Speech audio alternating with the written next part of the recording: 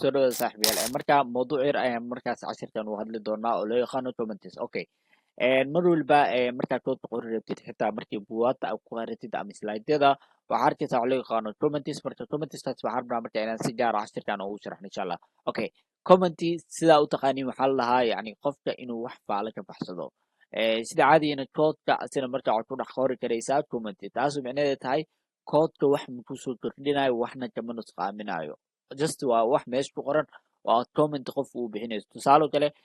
wax baa ku sharxaysaa oo kale ama qof kale oo developer kale kula isticmaalayo oo kale ama qeybaha kala duwan ee applicationka aad samaynaysid ayaa markaa rabtaa inaad ku kala saarto aad ku kala sharaxdo qeybtaana marona qeybta kale marona adoo markaa yacni aadan rabin in koodkii markaa uu kaa khaldo because of qoraal iska caadi ah oo aan waxba wadan oo aan variable wadan dabcan koodka waa uu khaldaya xitaa calaamada yar haddaa tirno waa soo aragnay yani calaamada xitaa haddaa tirno waxaa ujeedaa koodka inuu khaldaya iska badaya qoraal badan oo meel lagu qoray okay sidee marka qoraalkaas uu qori karaa anoo marka koodkeedana iska khaldin markaas waxaa la isticmaalaya wax loo yaqaano comment okay marka comments waxaa loo kala saara laba qeybood loo kala saara comment oo loo isticmaalo hal sar iyo comment loo isticmaalo saras kala duwan okay tusaale qeybtan waxaan rabnaa inaad ku qorto kani waa variable okay laakiin haddii aad ku qorto tusaale kale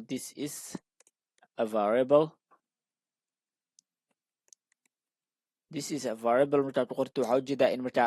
applicationkii error lagu siinayo so marka waxaa rabtaa qoraalkan inuu meesha ku qornaado sidoo kale applicationkaada inuusan wax error kuu soo qorin so marka waxaad samaynaysaa marka waxaad ka hormarinaysaa // ay ka hormarinaysaa kadib safe aa leenahay waxaa ujeedaa in everything ay si wanaagsan u shaqeynayaan so marka this is marka waxaa loo yaqaanaa marka comment ayaa loo yaqaanaa marka waxaa u bixinaynaa haddeertaan this is comment ayaa loo yaqaanaa especially waxaa weeyaan comment yani waxaa loo yaqaanaa single line comment okay tusaale marka hal sawir oo kale aarid inaa meesha ku qortid oo qof wax uu sharxayso oo kale comment aana isticmaalaysaa oo single ana // ana ubaa ka hormarinaysa kadib waxaa doonta ay qori doontaa waana hal sawir ayuu qaadaya laakiin sawir kale haddaa imaado waxaa ujeedaa this is oo kale haddaa dhaho waxaa ujeedaa in marka errorna loo siinayo okay sidee marka u isticmaali karaa sawiro kala duwan sidee u sameyn karaa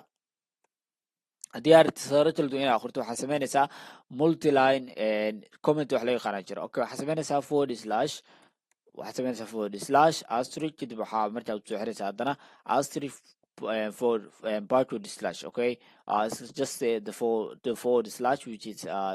the other side okay markii ugu horeysa asaa ka bilaabeysaa then kadibna aa leedahay kadibna // ka ku xijinaysa okay this is marka waxaa weeyaan this is a multiline comment waa comment markaas aad ku qori jirtid saddex sawir oo markaa kala duwan so marka cashirkeena maanta wuxuu ku saabsanaa oo markaa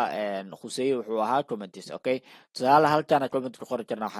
waxaan dhihi karnaa this lesson which is lesson 5 is about comments mujida very good okay marka insha allah la isla socosho wacan si fiican ayaynu sharxi doonaa a lot of stuff aynoo soo socdo